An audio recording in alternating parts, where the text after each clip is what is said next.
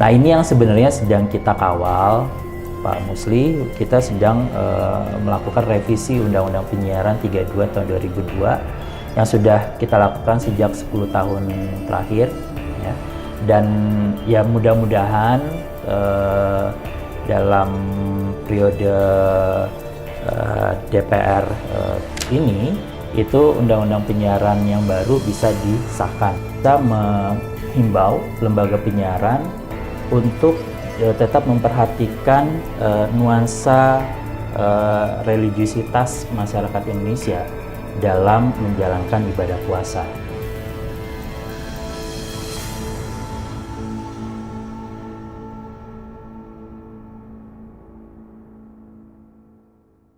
Assalamualaikum warahmatullahi wabarakatuh. Selamat siang, salam sejahtera untuk kita semua. Selamat bergabung kembali dengan JSLG Official. Sobat JSLG Official, kali ini kita bertemu kembali di bulan Ramadan. Dan di bulan Ramadan ini tentu kita biar ibadahnya khusyuk, tentu bisa melihat tayangan-tayangan, pelajaran-pelajaran baik di media sosial maupun tayangan televisi, penyiaran yang berdimensi dakwah. Tapi tentu faktanya tidak semuanya tayangan-tayangan di bulan Ramadan ini bernuansa dakwah. Nah, di hadapan kita, bersama kita telah bergabung Bung Amin Sahbana, Komisioner Komisi Penyiaran Indonesia. Sebelum kita berbincang dengan beliau, kita ucapkan dulu selamat menjalankan ibadah bulan Ramadan. Dan bagi yang menjalankan, dan jangan bilang melek hukum sebelum mengikuti nalar hukum. Sobat JSLG Official, Mas Bung Amin Komisioner ini sesungguhnya kita sudah kenal lama, dan sebelum menjadi komisioner menjadi pengajar di beberapa perguruan tinggi, salah satunya mungkin Universitas Muhammadiyah Jakarta. Dan sekarang kemudian sudah ada di komisioner KPI. Berapa lama Pak Amin? Saya di periode 2023-2026. Jadi baru setahun. 2006, baru setahun ya. Baru setahun. Tapi saya yakin Bung Amin ini sebelum di KPI sudah giat di penggiat-penggiat berbagai NGO ya. Betul. Sehingga saya kira motivasinya, dedikasinya untuk mengembangkan penyiaran Indonesia yang mengedukasi saya kira cukup besar. Pertanyaan pertama kita ini bulan Ramadan. Iya. Tapi kita bisa melihat tayangan-tayangan nggak ada bedanya di bulan Ramadan dan bukan bulan Ramadan. Apa peran KPI untuk bagaimana mensterilkan tayangan di bulan Ramadan ini agar bernuansa dakwah atau nuansa yang sejuk lah? Memang di bulan Ramadan ini sebenarnya justru terjadi perubahan pola konsumsi dan perubahan pola tayang, Pak Musli. Ya. Perubahan pola konsumsi misalnya ketika menjelang buka puasa itu menjadi jam atau peak hours.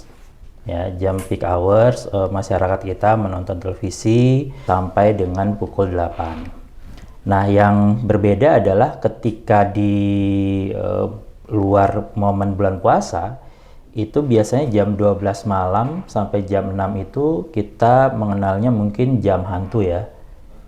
Karena yang menonton, masyarakat penonton kita itu pasti sangat minim, kecuali kalau misalnya ada pertandingan sepak bola, ya, Piala Dunia. Itu pasti akan ramai. Nah, khusus di bulan Ramadan ini justru jam 2 sampai jam 4 itu juga menjadi jam peak hours. Oh iya. Ya, Jam sahur ini Pak? Jam sahur ya. Masyarakat kita, baik itu yang dewasa, kemudian anak-anak, itu kembali menonton televisi. Dengan perbedaan tersebut, maka pola produksinya juga berbeda di lembaga penyiaran, ya. Dan di jam sahur tadi itu berdasarkan rating yang dikeluarkan oleh lembaga pemeringkatan itu menjadi program-program yang populer, ya. Bahkan bisa 10 besar ya, 10 besar program populer itu di jam sahur gitu. Nah, ini yang menjadi komoditas dari lembaga penyiaran untuk bisa memproduksi program-program yang sama menariknya menjelang buka puasa dan menjelang sahur gitu.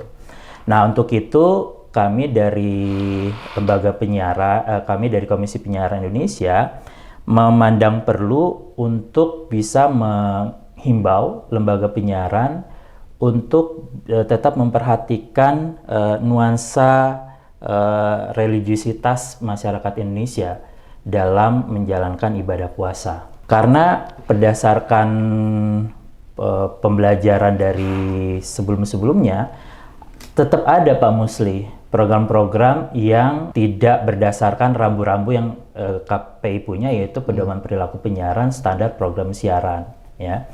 Jadi misalnya ada program-program yang mengangkat terkait dengan gosip gitu ya, yang akhirnya mengeksploitasi konflik privasi seseorang atau selebritas. Nah, ini kan semestinya dihindari oleh lembaga penyiaran dalam bentuk program infotainment misalnya. Ataupun misalnya pernah dulu kalau misalnya ada di program sahur itu yang joget-joget misalnya kan. Nah, itu juga sempat Komisi Penyiaran Indonesia berikan peringatan kepada program tersebut karena dianggap mengurangi nilai ibadah. Nah, karena kan memang bulan Ramadan ini konten-konten yang berisi religiusitas itu lintas program Pak Musli. Kan kalau di televisi itu ada program anak, program berita, program non berita, program variety show, program infotainment. Yang biasanya di bulan non Ramadan ini kita bisa lihat perbedaannya. Tapi selama bulan Ramadan akhirnya nilai-nilai ibadah Ramadan itu masuk ke semua kategori program tersebut. Sinetron akhirnya si pemainnya juga kan menyesuaikan. Infotainment juga akhirnya menyesuaikan dari segi kostum misalnya. Sampai iklan juga menyesuaikan. Sampai iklan menyesuaikan. Nah, ini yang harus diatur oleh Komisi Penyiaran Indonesia sehingga kami mengeluarkan surat edaran ya menjelang Ramadan ini kepada lembaga penyiaran agar tetap memperhatikan isi siarannya sesuai dengan P3SPS dan agar tidak mengurangi ibadah kita dalam menjalankan ibadah bulan Ramadan ini. Ya, Pak Amin, memang kalau saya lihat tayangan di televisi memang agak berubah ya antara non Ramadan dan di bulan Ramadan. Tapi sebetulnya masyarakat hari ini kan yang dilihat tidak hanya televisi, tidak hanya radio, tapi media sosial saya kira lebih banyak dikonsumsi oleh masyarakat hari ini.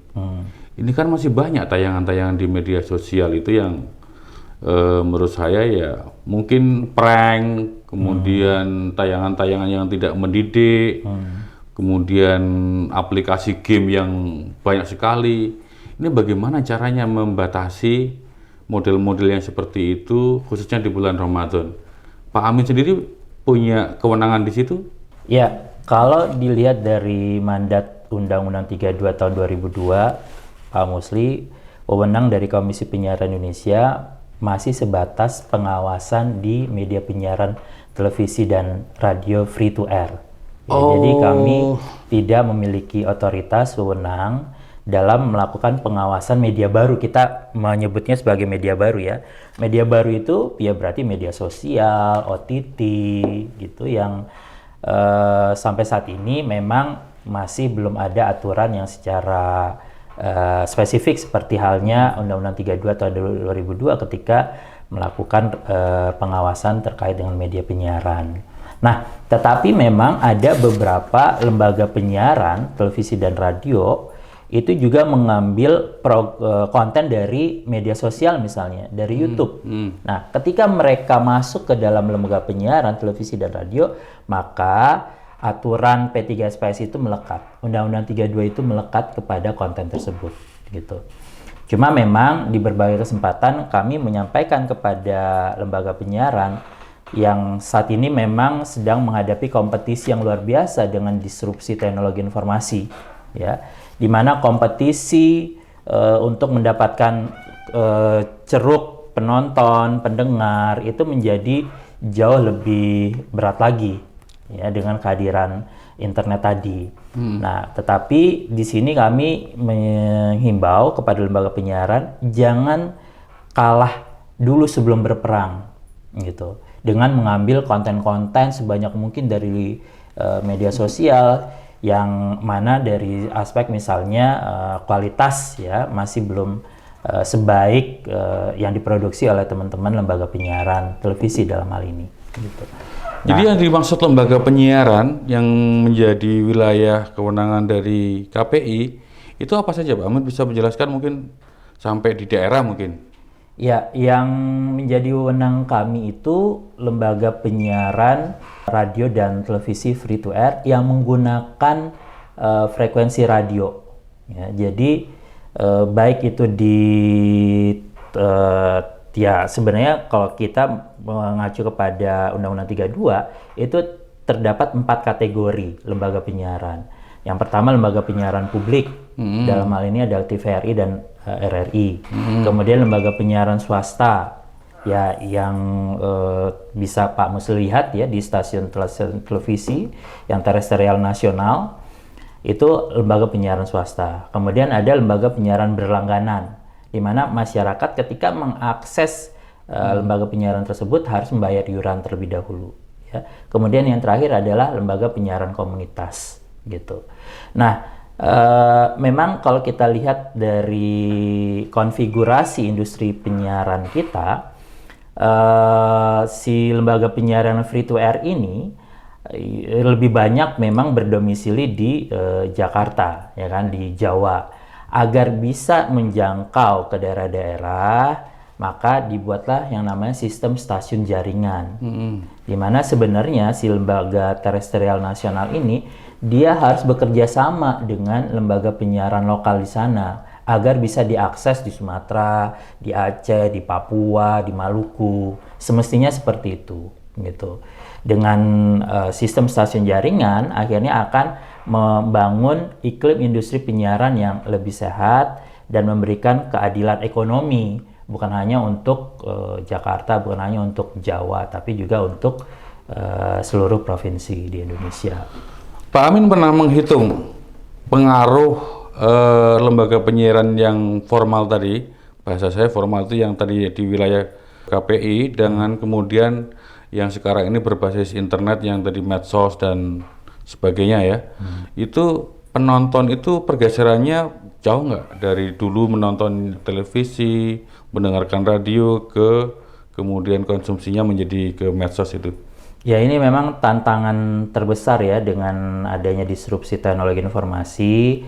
Di berbagai organisasi survei yang mereka lakukan itu memang terjadi kecenderungan penurunan, ya. BPS misalnya ketika melakukan survei terakhir 2021 kalau tidak salah itu terjadi penurunan dari 90% sekian masyarakat Indonesia di tahun 2017 kalau tidak salah, kemudian sekarang di 2021 tinggal 70%, gitu. Jadi terjadi penurunan cukup signifikan. Dan di lembaga lain kayak misalnya We Are Social, gitu, ya, menyatakan bahwa kecenderungan masyarakat kita mendengarkan radio itu kurang dari 30 menit dan menonton televisi hanya 2 jam 30 menit per hari. Tadi per hari juga yang radio tadi, ya. Bandingkan dengan konsumsi masyarakat kita dalam mengakses internet melalui smartphone mereka itu 7-8 jam. Gitu. Jadi memang terjadi kecenderungan penurunan, tetapi bukan berarti lembaga penyiaran televisi dan radio itu masih ditinggalkan, ya.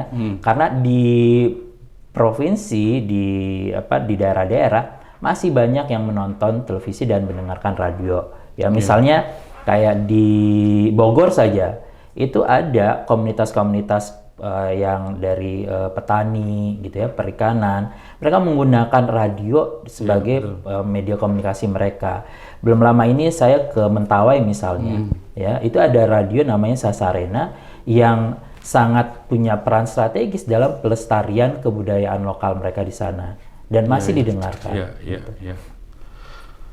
Tapi begini Pak Amin, maksud saya perubahan ini kan harus disadari bahwa publik itu sudah mulai sedikit bergeser ke media sosial tadi itu. Nah, pasti publik tidak mengetahui apa ini wewenangnya KPI atau tidak. Kalau ada tayangan-tayangan yang di media sosial yang tidak pas dengan etika moral bangsa, apalagi di bulan Ramadan, pasti kan mengadunya ke KPI. Harusnya ke siapa saya mengadu kalau dalam konteks yang semacam ini? Tadi saya bayangkan ini mengadunya ke KPI kalau ada tayangan-tayangan di media sosial yang tidak pas begitu. Iya, memang ini aspirasi banyak masyarakat nih, termasuk Pak Musli sendiri, agar konten-konten di media baru ini juga sama halnya dengan media penyiaran, diawasi oleh lembaga tertentu ya, seperti Komisi Penyiaran Indonesia.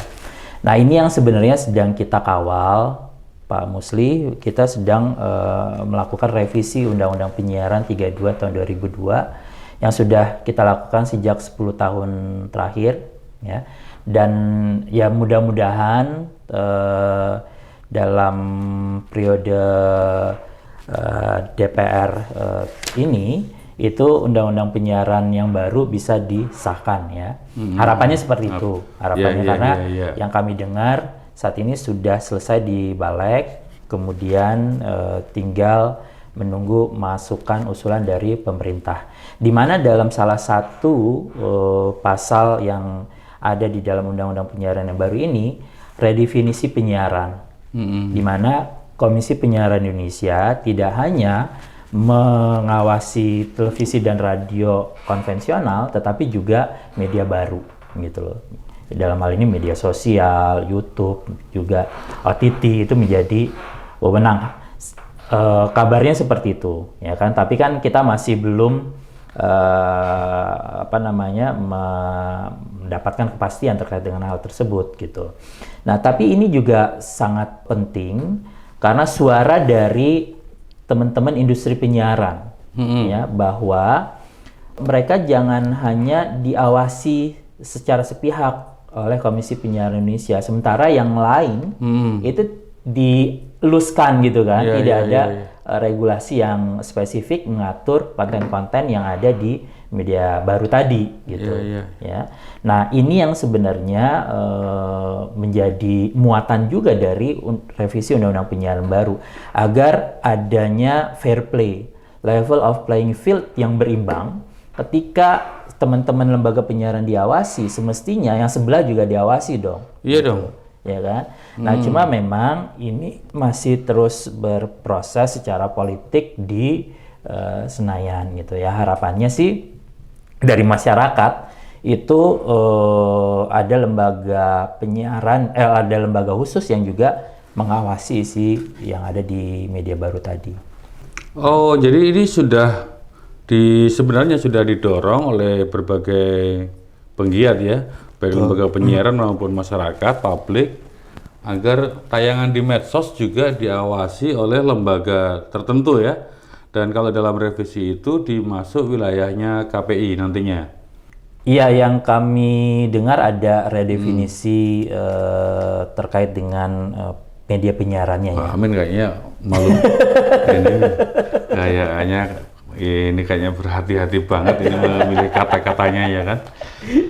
Aduh. Ya, kita tunggu Pak Musli proses politik revisi yang terjadi di Senayan, di DPR RI, dan juga kan dengan pemerintah gitu. Oke.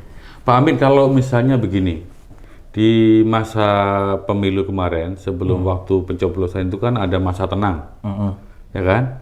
Masa tenang itu para peserta pemilu tidak boleh mengajak atau berkampanye secara umumnya ya. Betul. Dan salah satu pirantinya media, bikin video misalnya kan, kemudian ditayangkan di medsos. Siapa yang harus kemudian melakukan pengawasan terhadap itu?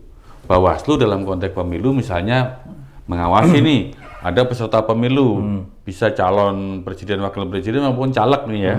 Caleg bikin video bla bla bla bla bla ngajak, diviralkan lewat medsosnya dia. Bawaslu nggak mudeng cara teknologi informasinya ini dan tidak punya kewenangan untuk take down atau macam-macam. Nah, ini masyarakat mengadunya kepada siapa? Nah, mungkin sebelum saya menjawab, Saya mengadu ke KPI loh.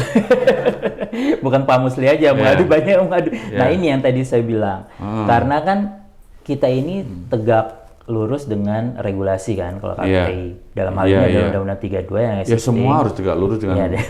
Dan juga P3SPS tadi. Nah, terkait dengan kepemiluan, KPI ini kan ada di dalam gugus tugas pemilu.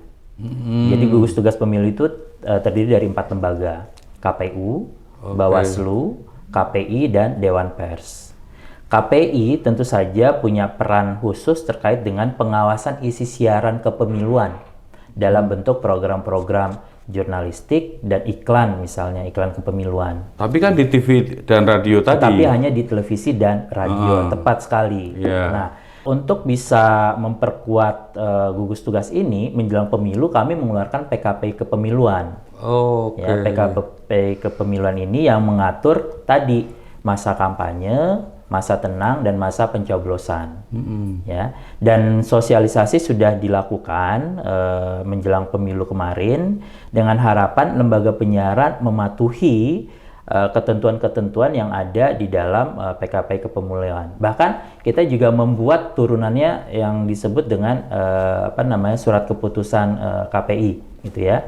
Masih sama. Nah, cuma memang kami kan mengacu kepada KPU, gitu loh.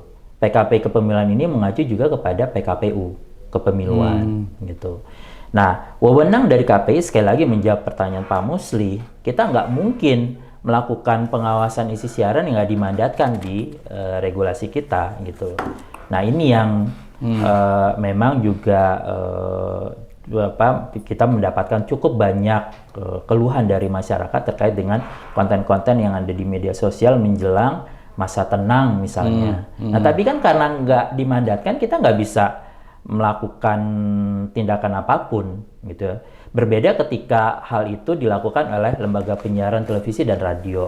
Kita punya wewenang untuk memberikan sanksi misalnya ya kepada lembaga penyiaran yang melanggar PKPI kepemiluan tadi, gitu. Jadi memang tadi makanya di dalam revisi Undang-Undang Penyiaran diharapkan banyak hal baru, pasal-pasal yang bisa memperkuat kewenangan dari Komisi Penyiaran Indonesia, termasuk kepemiluan misalnya. Kemarin tayangan Quick Count kayaknya ada dilarang juga ya, penayangan Quick Count, hasil Quick Count? Enggak, kita nggak pernah melakukan pelarangan hasil Quick Count. Apabila, nah hasil Quick Count itu juga ada di PKP Pemiluan. PKP Kepemiluan hanya boleh oleh lembaga-lembaga yang memang terverifikasi oleh KPU. Lembaga Quick Count ini, lembaga survei ini. Gitu. Ya, jadi kalau misalnya di luar yang tidak diverifikasi oleh KPU, ya kita pasti akan semprit lembaga penyiarannya. Sahabat CSLG, ini benar-benar penting menurut saya revisi Undang-Undang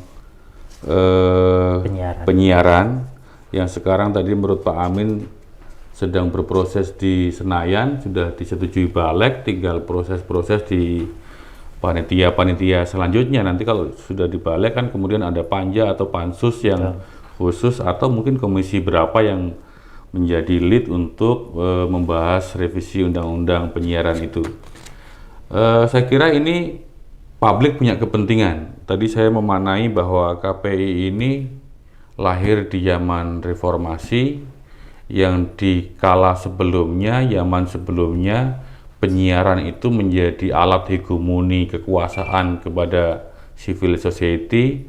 Hari ini KPI mestinya menyuarakan publik, masyarakat, agar suara-suara yang ada di masyarakat itu terangkat menjadi mainstream, menjadi opini yang kemudian menjadi pijakan dalam pengambilan keputusan politik.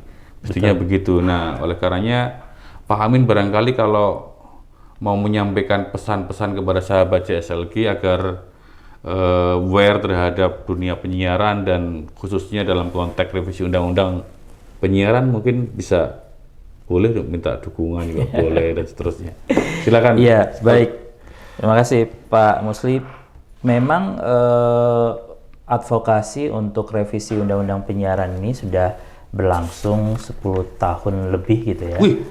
Ya karena kan undang-undangnya sendiri itu tahun 2002 Pak Musli. Di luar negeri itu di banyak negara undang-undang itu kan ya 5 tahun itu sudah diupayakan untuk direvisi karena pasti sudah tidak sesuai dengan suasana kebatinan, perkembangan zaman gitu ya. Terlebih lagi ketika tahun 2002 undang-undang penyiaran ini dibuat, memang pada saat itu bangsa kita masih belum terlalu melek terkait dengan internet misalnya. Tapi kan nggak lama kemudian 2006-2007 makhluk yang namanya internet sudah demikian cepat gitu ya, sampai akhirnya tadi transformasi teknologi informasi itu sangat luar biasa mempengaruhi landscape, termasuk landscape industri media kita gitu. Dari yang televisi dan radio free to air, sekarang ya tadi berbasis internet sudah sedemikian besar. Nah, untuk itu memang revisi undang-undang penyiaran sangat urgent, sangat penting, dan teman-teman CSO juga sudah melakukan pengawalan, mengadvokasi hal tersebut gitu ya, agar kita bisa memiliki aturan yang lebih komprehensif, bukan hanya terkait dengan penyiaran, tetapi juga media baru tadi gitu. Nah, ini yang semoga terus dikawal oleh berbagai kelompok masyarakat, CSO, perguruan tinggi gitu ya. Dan ini juga sebenarnya sudah tersampaikan kepada pihak DPR ya. Makanya kenapa DPR juga secara intensif berupaya untuk mengakomodir keinginan ini gitu ya. Tinggal memang bagaimana final words-nya nih gitu ya. Kapan gongnya kita memiliki undang-undang penyiaran yang baru. Nah, untuk itu tetap ke KPI berusaha untuk mengawal hal tersebut, kemudian juga teman-teman dari CSO juga tetap mendorong ke arah sana. Oke, terima kasih Pak Amin. Sahabat CSLG, barangkali nanti kita bisa bersinergi Pak Amin, kalau memungkinkan barangkali teman-teman CSLG juga bisa bersama-sama untuk mendorong itu. Mungkin nanti saya belajar dulu NA-nya, kemudian perubahannya, sampai proses di DPR-nya sampai di mana, sambil menunggu anggota dewan yang baru ini dilantik barangkali ya. Betul. Kalau sekarang mungkin sudah nggak concern anggota dewan kita karena sedang hiruk pikuk di dunia kepemiluan. Iya. Sebentar lagi hasilnya akan diputuskan KPU. Betul. Dan mungkin belum lagi kalau anggota dewannya banyak yang baru ya. Iya, konon katanya banyak yang baru juga kan. Nah, jadi Pak Amin, kami berharap bisa bersinergi, nanti bisa mendorong bersama-sama tentang undang-undang penyiaran agar lebih komprehensif lah, semua piranti-piranti penyiaran ini masuk ke KPI, diawasi oleh KPI, sehingga memang penyiaran kita mendukung untuk kepentingan publik yang lebih besar. Saya kira demikian. Terima kasih Pak Amin. Terima kasih Pak Kita Musli, tunggu atas nanti waktu yang silaturahim berikutnya, barangkali kita bisa ngobrol-ngobrol lebih lanjut tentang advokasi undang-undang penyiaran. Sekali lagi terima kasih. Terima kasih juga. Sobat JSLG, jangan lupa subscribe, komen, dan like, serta tolong di-share juga kepada media sosial teman-teman semuanya. Jangan bilang melek hukum sebelum mengikuti nalar hukum. Terima kasih. Assalamualaikum warahmatullahi wabarakatuh. Waalaikumsalam warahmatullahi wabarakatuh.